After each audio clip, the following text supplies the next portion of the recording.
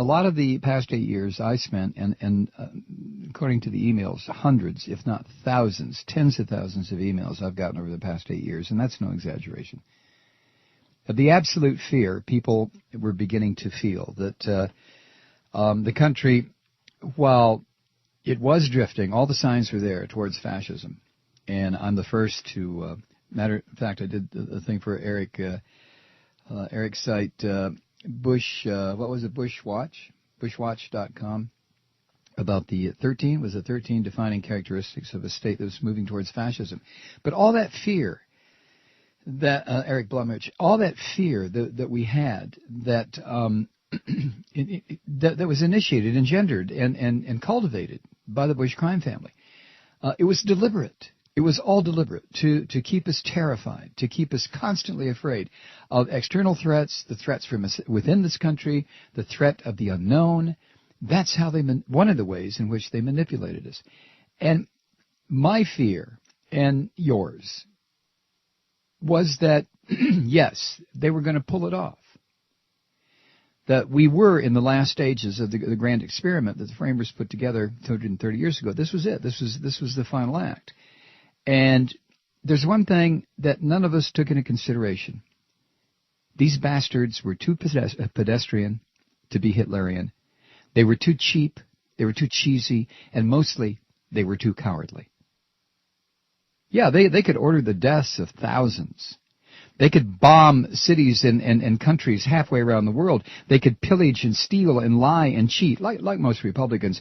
But they could not rise, if that's the right word, to the level of the kind of world-class thug that would have been necessary to really move this country in a direction from which we couldn't return. They were cowards. Even in that, even in their criminality, they were cowards.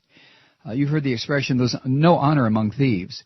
And there isn't. There's a lot of silence among these pigs, these thieves, these destroyers. But there was no courage. And we know this. Look at their records. Look at all of them. Take all of them together. And you can't find a cupful of courage over their entire lives. They ran, they hid, they dodged, they ducked, they were cowards, they stayed in the shadows. Everything was a secret because they were cowards. And this was the part that, while we may have talked about it, this is the part we left out. This is the element that saved this country from making the flip into complete authoritarianism or fascism. We are wounded. We are deeply wounded. But as though President Obama said today, we're going to overcome this. We're going to get back. And one of the reasons that we are so grievously wounded, and yet not a complete totalitarian state, is because these bastards were cowards. Now, the answer to that would be, well, Malloy, thank God they weren't. Sure. But it's another indication of how absolutely useless these people were. Their cowardice is what dictated every action they took. Their fearfulness.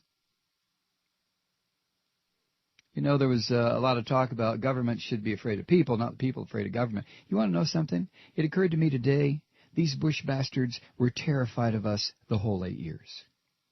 They were terrified of us. But we didn't do anything. And maybe that was a good thing. Maybe that's what prevented the kind of bloodshed in this country that we've seen around the world when people say enough and literally rise up. But these people were cowards. I'm so glad they're gone.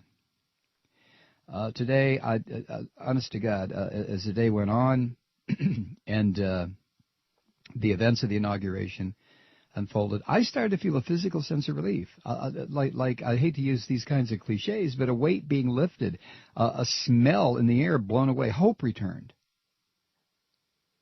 And the inaugural speech that pulled no punches, even though the two primary perpetrators were sitting within spitting distance. And I wish the cameras, if they were pool cameras, I wish they would have played more across George W. Bush's face when Barack Obama just spanked his ass. Barack Obama picked George Bush up by his neck bone today, turned him upside down, and paddled his ass in front of the entire world. And I'll tell you what, it was good to see. It was good to see, wasn't it? All they were doing really was looting the country. That's all they wanted. That's all they ever wanted. They weren't interested in power for power's sake, which is the mark of a real tyrant. But it takes guts to be a real tyrant. And in a twisted sense, it takes absolute courage. Of the wrong sort, yes. But it still takes that emotion. And these pigs did not have that. They simply did not. They were here to loot and steal and rob and destroy. That's all. They had the power.